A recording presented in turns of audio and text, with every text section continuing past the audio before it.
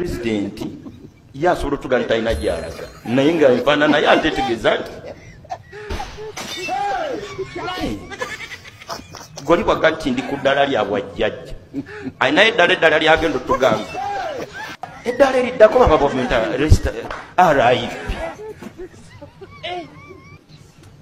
lyeddala eriddako kati ye ali kuliriraanya eriri kati bwemutwala ngaekizibu kyonze bubaako ekikya oli yenyini agambye nti ndi ku ddala lya kati bwova ku bwajjajja odda kuki RIP bwe tuba tunoonya omuntu eyeeraliikiridde yeekwata ku kitengejja mu mwaka guno ye mwami Yoweri Kaguta Tibahaburwa era amenye record ey'abantu abeeraliikirivu.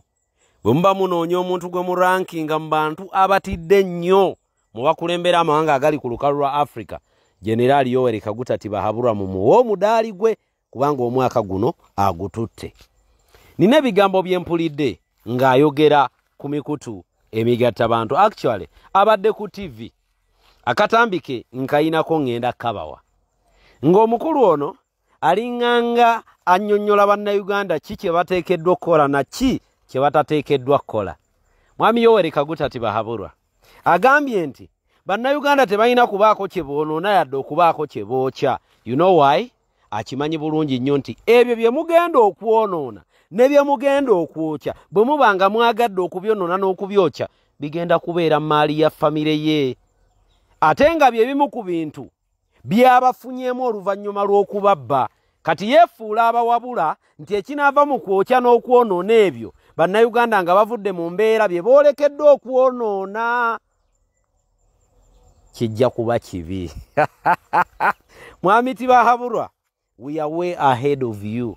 Byonna tubiraba. Awo gwe woolowooza nti we tugenda ate ffe bannayuganda tupulaninga birala bitwongerako ng'eggwanga.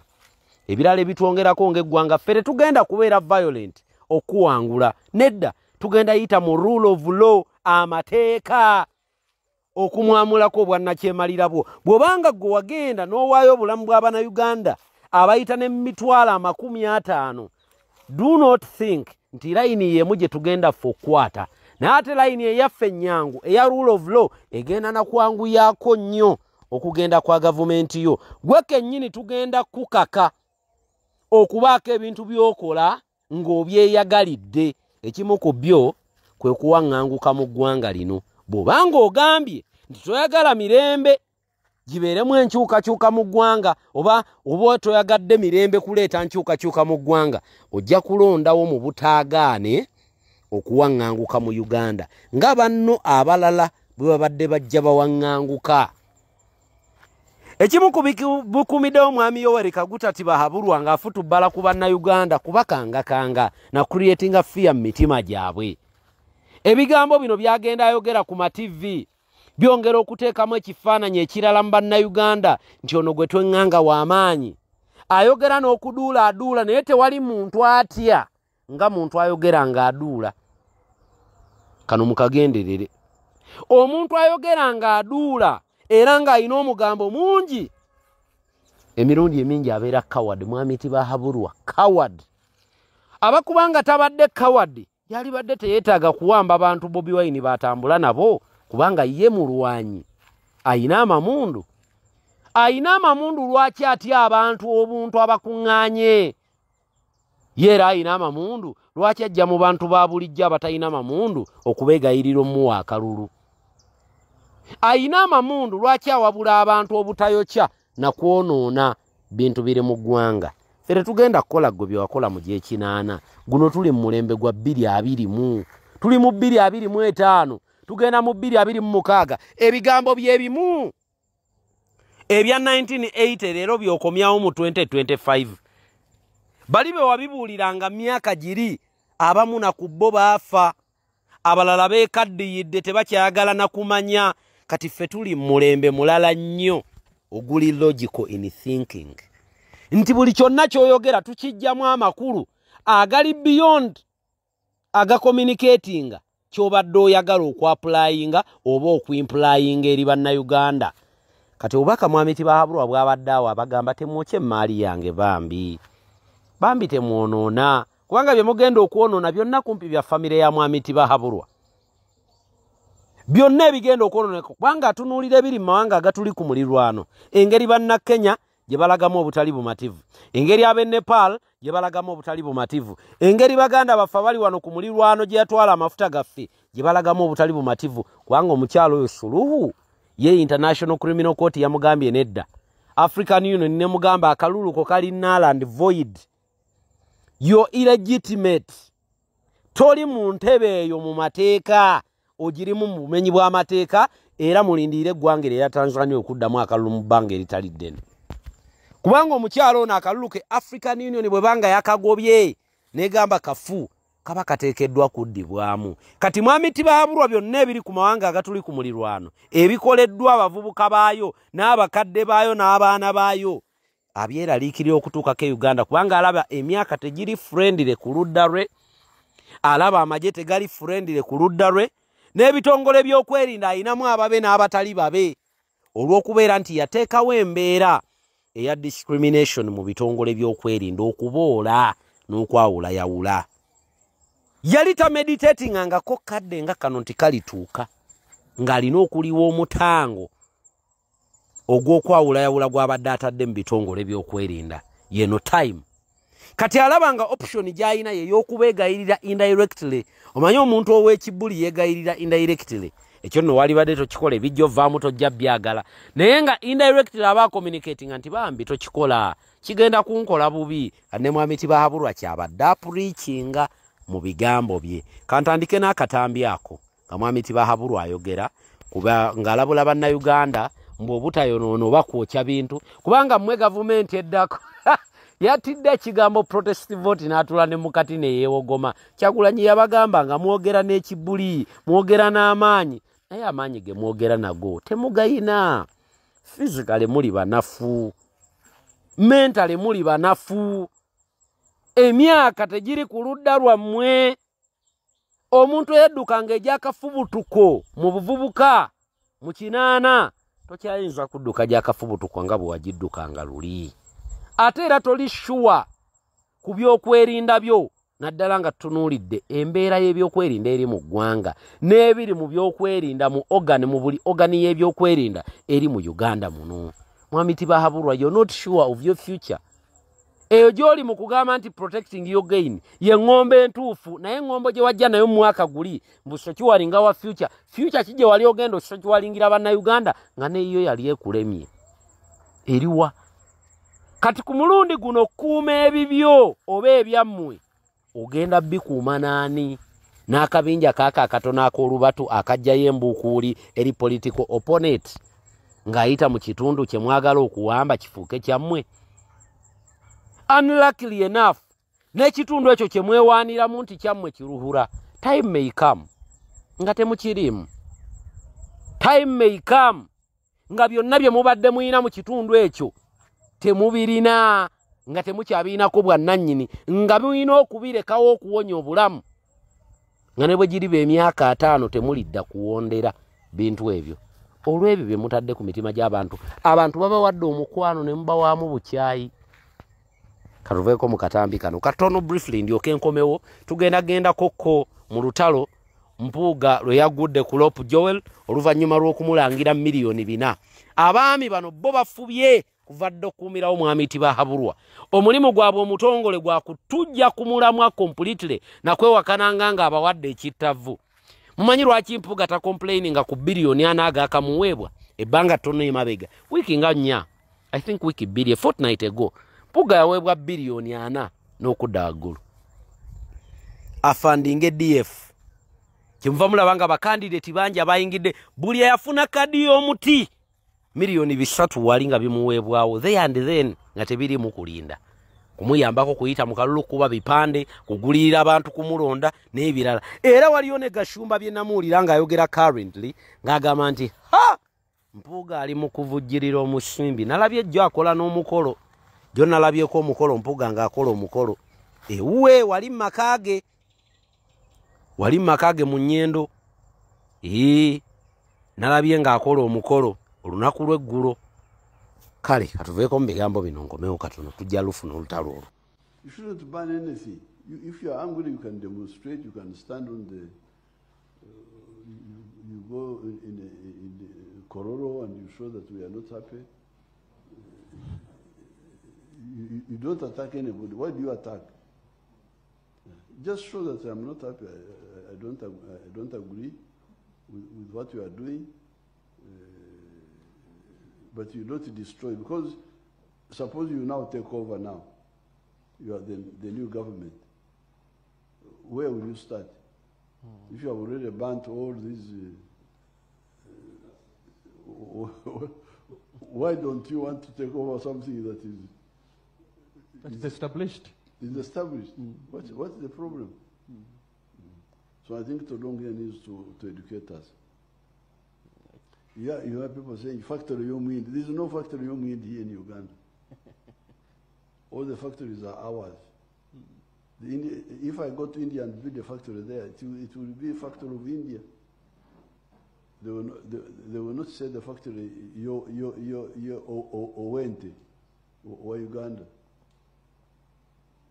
It will be my factory, but in India. Omukulu mumuwulidde eriyo abagamba nti atunudde omukulu mukamwa, atunudde omukulu mukamwa, nange kanjogere nga ye.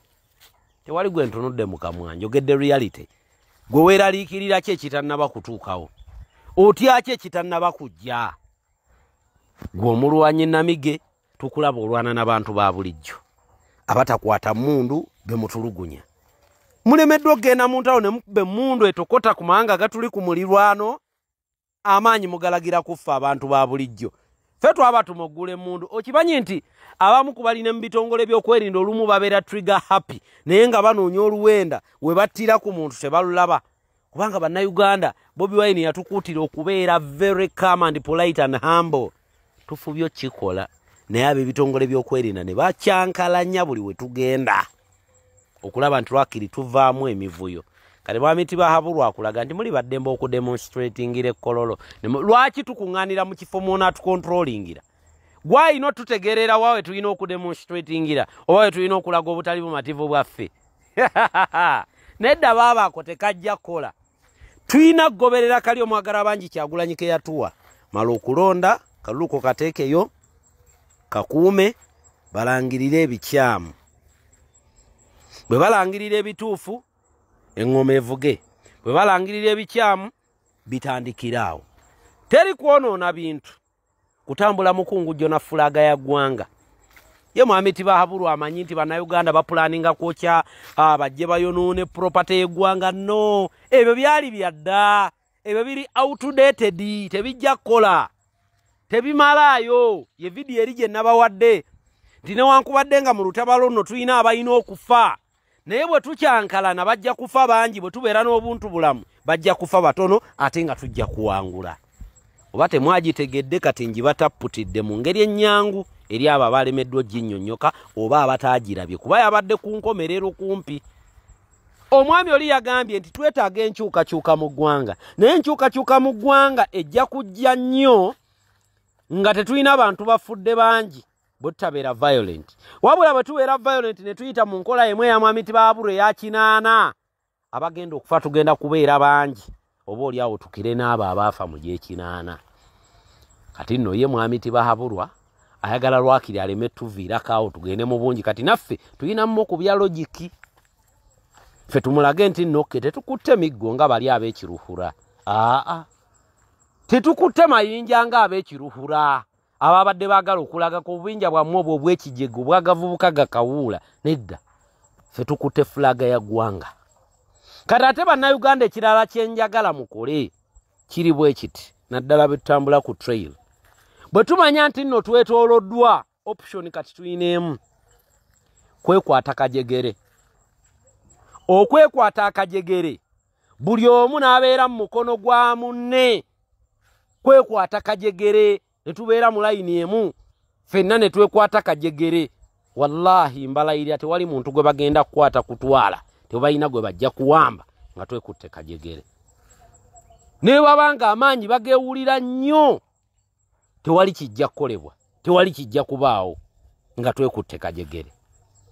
Kubanga bajja kukitegera nti bano abeekutta akajegere bayina ekigendererwa ekyemirembe mwekwate kajegere wakati mu mikono gyammwe wabeerewo flag oba bendera y'eggwanga tulabe kye banaakola byebyo ebintu ebimu ku bintu bye tubagamba bye tuteekeddwa okukolamu enkyukakyuka mu piriyodi eno olwo ow'ebyokwerinda yenna anaayagala okutta omuntu ng'alaba mwekutte kajegere ne fulaga y'eggwanga yabeera omukyamu yajja okuba omukyamu era n'abo bennyini be bagenda okwegayirira mbu babawa akalulu be bagenda okulimbalimba bajja kugamba naye baakubye abantu abo abadde beekutte bokka abatalina yadde omuggo nga fulaga y'eggwanga gye balina ddala kibiina ki kino kye tuba tuwagira era njagala okubalayirira nti byonna ebyabaddewo embarara effujja eryakoleddwa ku mwami Tibahabulwa eryakoleddwa mwami Tibahabulwa n'akabinja ke ku Bobi Wine byatoddeko ku NRM tewabaddewo kabonero NRM ke yafunye ekyo tebakikulimba byatoddeko ntoole NRM teyina kabonero ke yafunye ku byabaddewo jjo yadde akamu kati gwali eyo ng'omanyi nti NRM yawangudde kubanga yavuddeyo n'eraga eryanya ery'enjawulo weerimba tewali NRM kye yafunyeemu katugende mu katambi kano briefly tumale okuwulira olutalo wakati wa Mpuuga ne Rope Joel. Rope Joel bwe yali ayogera ku miliyoni 10 beefuula nti nno tebabimanyiiko era baabeegaana. Mpuuga mu ntandikwa bwe twali twogera ku miliyoni 5 byafuna yabyegaana oluvannyuma ate najja n'agamba nti yafuna ate oluvannyuma n'agamba amuwaako kitundu mpaka bwe yakonfaminga n'aga kituufu 5 yabifuna mbu naye yabifuna mu mateeka ne bino ebina bye yafunye ali mu kubyegaana era alina omugambo mungi gwatokomoka ye Rope omulimu gwe namwagalako Joel guli gumu akanyuga ejjinja mu njuki n'alaba ki kye baddako okwogera kati yabakanyugidde ejjinja baalya miliyoni 4 ba komishona befuula abatanyega. Mpuuga ayogera alaganga ye bwatafunanga ku miliyoni 4 mu parliament teriwo kudiibuuda nti buli ajja n'ekikuti agenda akuuliitana mu didi. Mpuuga mwonoonye ensimbi y'omuwi w'omusolo ebbanga ddene ng'abantu tebabategeera tebababuuka mukoledde gavumenti eno biddiru bingi nga bannayuganda tebamanya twakava mu biliyoni 45 ddala ne miliyoni 4 nabyo n'obitwala nga bakakuwa obuwumbi 4 wabba obuwumbi 4 mu bubiri obwa cooperative ey'Ebuddu neera tomatiranga nga wabba ne miliyoni 5 n'ekikumi n'okuuliita nakyo kati in short nga tetunnaba nagenda wala. Mpuuga abangi bwakawumbi kalamba ke yakafunira mu lukujjukujju mu kifo ky'obwa komishona ogatteko n'obuwumbi 42 obwa cooperative ey'Ebuddu ogatteko n'obuwumbi 4 n'obugwamu awo bwe yakafuna okuva ku mwami Tibahabulwa mu operation DF kumala Bobi Wine maanyi. Naye mwami Tibahabulwa nkwewuunya gwe n'ogulirira abayimbi ne balemwa n'ogulirira ebitongole by'okwerinda ne biremwa n'ogulirira ba MP ne balemwa n'ogulirira parliament n'eremwa era omuntu n'owulira nti bamugobere mu kibiina akunamye n'oyongera n'omuwa biliyoni endala aba akulimbye ebigambo ki ebyo nti omulimu gwamulema okukolera eri kati mbw agenda gukolera wano nga yava waliwe yali ku dipo. Katumala okuwulira Mpuuga byayogedde tufundikire ne Rope byayogedde ate ndi okwenkomewo mbongera ebirala.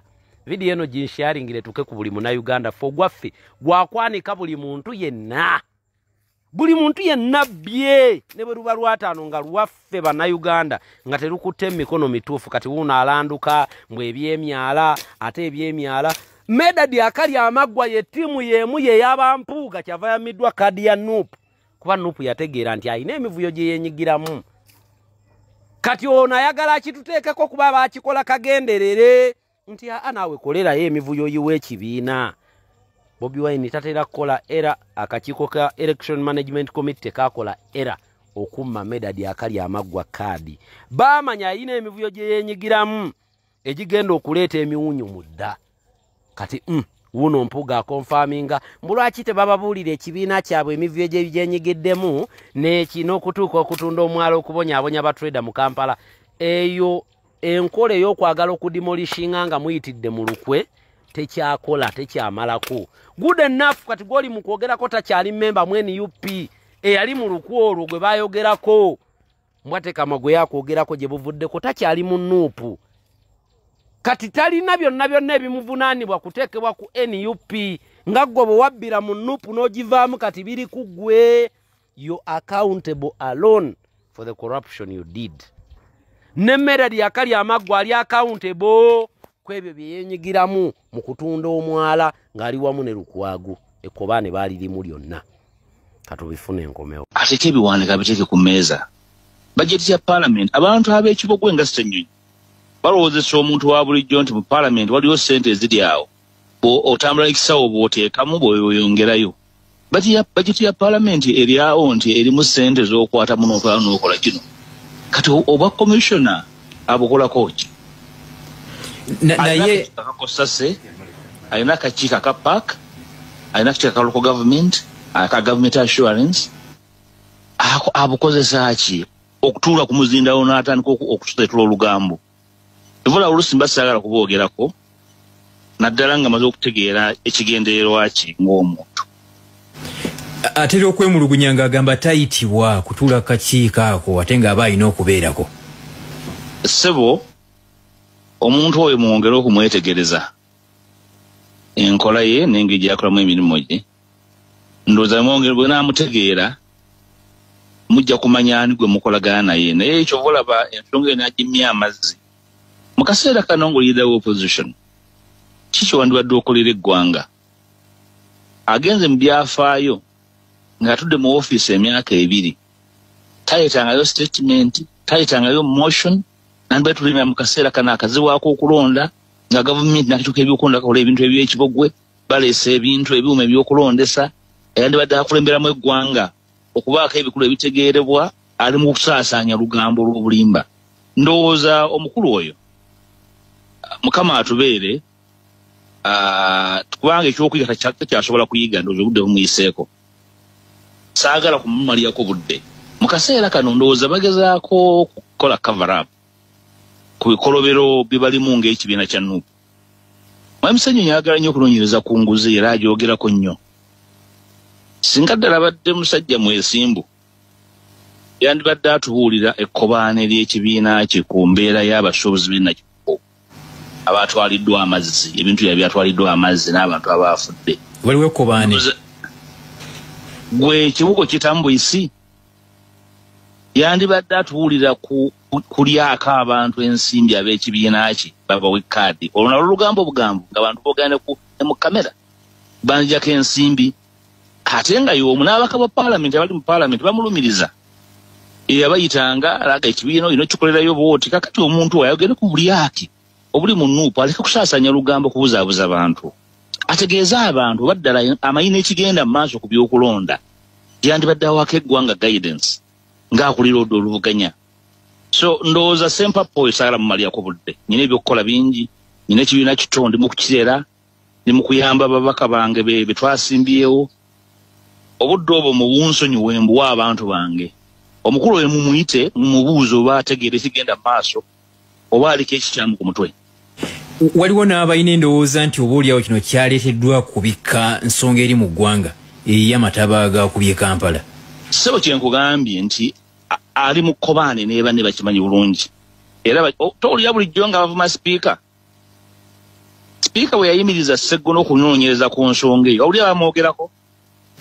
Owulira bagamba nti sipiika ali mu kuyingirira emirimu gya Parliament nga bwe bakola bulijjo. Baamanya nti sipiika abajje kumuguwa kubanga Sseggona yali agenda kubaanika ekkobaane lye baalimu n'okuleba okukola obuvunaanyizibwa bwabwe. Kati Ssempapo oyo aleke tumalira budde bannyonnyole ekigenda mu maaso obufere obuli mu kibiina mwe bali ebikolo bye bakola ebya buli kika naye obudde bwabwe bujja tewali bbanga siddene. Nze njagala mpa obudde ekibiina kyange naye abakulembeze bange bengezaako okuyambako abo tugenda basanga mu masaŋŋanzira. Ssenyonyi buno bwe bubaka bw'ayanukudde. Ssenyonyi ku ssente ezo ezaatwalibwa omanyi olunaku lw'eggulo tension yabaddewo ku Parliament nga bamugamba Ssenyonyi weetonde lwaki otulimbalimba lwaki okola kino. Ssenyonyi ku kibanja kye kya Facebook n'awandiikayo ebintu bino. When we previously spoke out about the 40 million that was secretly given to a number of MPs, many colleagues said we were lying and making Parliament look bad. But eventually, Honorable Twakagabo began passing up and down the stairs of Parliament with the 40 million in a bag. When we spoke about the first service award, the recipient first denied and even said, I have personal issues with them. But later they ate humble pie and acknowledged having received the money. When we spoke about 100 million given to MPs to appreciate them for passing the coffee bill and to incentivize them to pass the UPDF amendment bill, some colleagues said I was telling lies about Parliament and even promised to drag me to the court personally. But later, General Museveni came out to acknowledge that he gave them the money. Even with this second service award of 400 million to each of the 4 commissioners, they will deny and say all sort of things. Nti webityo mukusooka nga ababaka bawadde miliyoni 40 ez'akagabo baagira akagabo najja nazo yambuka kirira dduka ddeno dderi ne ssente ezasooka ez'akasiimo era bwe bajjera ne bazikola oluvannyuma ne bizuuka ne miliyoni 10 ze baawa ababaka ku tteeka ly'emmwanyi n'erya kooti y'amagye kati agamba ne ku mulundi guno. It is just a matter of time. Kale nebyo nga tubigadde nga tubifundikidde olwo mulutegedde ropo akigadde bulungi nnyo ebigambo bya Mpuuga n'abiddamu logically katulinde akyayogera bingi nnyo ngera bwe yayogera ku bitaano biri kakati ye bannayuganda ddala munaddamu ddi okwesiga Mpuuga eyali ebitaano n'abyegaana n'afuna 10 n'akyegaana n'afuna obuwumbi n'abwegaana namu obubiri ddala kikyanakkiriza nti yakikola nga ye kennyini ye contradicting nafuna ate bwe bampa ate ne bampaako ekitundu kate kakati nabufunye bwonna ate nabufuna mu mateeka ate kakati tebannampa kyekituufu walya oba tewalya Mpuuga oba walya oba tewalya kati ne miliyoni 4 ojja mmala okkiriza ndi ddala wabifuna. Njagala tugendeko mu vidiyo eno katono tuwulire ebikwatagana ne International Criminal Court. Mwami Yoweri Kaguta tibahabulwa gyawawaabira Koni gwe nabagamba nti Koni mu Uganda yavaamu naye ebikolwa bya Koni mu ggwanga bikyalimu. Kati ani yali Koni omutuufu? Bw'abanga Koni yali awawaabirwa mu Uganda yavaamu nga International Criminal Court ekulaga nti Koni gyali naye nga mwami tibahabulwa yamuwawaabira ebikolwa bya Koni wane Uganda akyabikola. Katukomewo tutambudde ne Sheikh Ashraf omulombi w'edduwa munoonyeeko ku namba yeweeri awo gwe naine embeera mweyite etali nnungi akulombera edduwa embeera ejja kubeera ng'ate efuuka malidaadi. Katufune akatambi kano tufundikire nako ne muganda waffe Shama nkomewo mweddako. Ewaka bituyiribya naye ate nina obuvunaanyizibwa bwe neetikanga Minister of Foreign Affairs okuba nti nku updatinga kyonna kyonna ekiba kikuddeho ku international scene nga kiri affecting ewaka. So bannayuganda bangi mwagoberera omusango guno eno yali hearing gye mwali muwuliriza era abasinga mwaguwanya attention. Naye ku lunaku lwennyini abasajja buli batusalako n'okutuwambira abaana baffe ayinza okuba nga kimu ku birala byabadde abikka regardless okwagala okuleka tribal statement nti neno aba westerners abanyankole tebaagala Kyagulanyi tebakwatagana ntekewe ayinza n'okuba nga yabadde abikka kino. So ku lunaku olwennyini omusango guno gwasaliddwa kiddamu eri yali hearing bannayuganda gye mwasinga okuwenya attention nga mwagala okumanya omusango guno gwali kuki. So omusango guno gwasaliddwa era nga Joseph Kony kiddamu Joseph Kony omusango gwamusinze era bamusingisiza counts zabadde 39 counts 39 okuli war crimes ne crimes against humanity zibasalidde Kony. So bannayuganda bangi omusango guno mwagwa attention naye nga bw'ejjo mubuuza bagusala ddi era omusango guno guli kuki gutugasiza waffe nga bannayuganda baagala okwenula. So omusango guno gwasaliddwa ku lunaku olwennyini lwawamba abaana baffe baali bagusala yes nga bawaayo ki nga bawaayo ensala y'abalamuzi bonna era counts 39 zonna zasinga Joseph Kony okuliwo crimes ne crimes against humanity. Naye munnayuganda kyolina okumanya mu musango guno ne ICC eno omusango guno tulina omusango mu ICC era bulijjo mubuuza omusango guno gwaffe guli kuki His Excellency Kyagulanyi tuli ku stage ki twateekayo omusango ne bagureceiving prosecutor n'agureceiving kiki ekyatuuka guno omusango lwaki tebagusala. So omusango guno gwe gubadde gulemeseza guli okusobola okukola ki okusembera kubanga guno omusango gwe gwasookayo nga omusango guno gundi zino baziyisa summons zino baziyisa mu 25 so gwe musango gukyasinze okulwawo mu kooti nga fugitive talabikibwako Joseph Kony nkiddamu Joseph Kony yes Joseph Kony gwe bateekayo ku bikolobero bye yakola mu Northern Uganda kakati omusango guno okugujjawo lushoke mukibi bwe muba mulowooza nti muli bakitalo mubuuze Peter Oberu mubuuze Eberu ajja babulya kye kyamugisa maje ne bamuumuza nga tanatuuka kuwumula so omusango guno baguze naye file eri open kiddamu ano file eri open wakati mu bigenda maaso byonna mu Uganda file eri ekyali open so anytime soon mugenda kulaba nga omusango gutandise tulitaga summons already zaweebwayo dda mu Uganda nkiddamu abavunaanyizibwa ku guno omusango betwalopa mu guno omusango already summons zaabwe bazibawa era nga prosecutor wa ICC yes tula najja mu Uganda n'abakwasa summons mu kino ekifaananyi yali amuwa summons yes yali amuwa summons ezikwata mu omusana nenge no file nnene ate nga nakati bakyagattako nkiddamu bakyagattako kuba tennakulozinga eno file ekyali open kati bamala okugi open nga kitegeeza nti guno omusango guno bulijjo ogusibye gutaddemu ekkuuli gwo gumaze okuvaawo baguwuliriza bulungi bamaze okuguwuliriza ne bagusala kati enkola ya International Criminal Court eno tosobola kuvunaana muntu ng'olidde naye alina omusango atomuwadde justice olina osooka n'owa justice then naye n'olyoka okola ki akati bwe tuba tugusaze omusango guno nga gusaliddwa mu feva ye era counts 39 zisinze Joseph Kony lwaki omusango gwateebwa National Unity Platform gwe gunaasalibwa nga gumusinga kubanga evidence weeri obutambi weebuli nkiddamu obutambi bw'omusango guno gwe twaloopa weebuli okitegeera weebuli ng'abantu bakuba live bullets era guno omusango kyenjagala ojjuke omusango guno gufaanana n'omusango gwe baloopye Samia Suluhu Hassan naye bamututte mu ICC yes Samia Suluhu Hassan kyesaagala mwerabire naye bamututte mu ICC era bamuvunaana emisango gye gimu okuli crimes against humanity yes so counts mwe twayise crimes against humanity not war crimes kiddamu not war crimes era naffe omusango guno National Platform bwe yatwala mu kooti gwa crimes against humanity war crimes teziriko kubanga tetwali mu lutalo war crimes nabagamba zituukawo mu kaseera singa side zonna zibeera zikolaki zirwanagana nga ekyali mu Northern Uganda nti side government yali eyina emmundu nga ne bali balina eki nayo balina emmundu so ewabirawo war crimes ne crimes against humanity naye guno ogwaffe gwo zaali crimes against humanity ntino oba obikoze ku bantu ba bulijjo ba civilian population okitegeera so ogwaffe ekigwawula ku guno gwo gwalimu war crimes naye ogwaffe temulimu war crimes gulimu just crimes against humanity era nga tulina counts nyingi nnyo ze tuvunaanamu ogwo omusango kugambye omusango guno gufaanagana n'ogwa Samia Suluhu Hassan we twogera abantu be nabagambako abana bonna bali mu ICC nkiddamu abantu be nabagambako abana bonna bali mu ICC kuliko Paul Kagame nga Felix Tshisekedi yamutwalayo nkiddamu Felix Tshisekedi yamutwala mu ICC ku bikolobero bye yakola era bagamba fresh investigations demu n'owa Uganda naye Felix Tshisekedi yabatwala mu ICC yabawera weda n'abakuba mu ICC then we tudda wano His Excellency Kyagulanyi Ssentamu Robert mwezi gwa mu 2021 naye yatwalayo omusango guno n'aguteeka mu ICC era file zino za receivingibwa so naba nti alina omusango gw'e Congo atalina n'ogw'e Uganda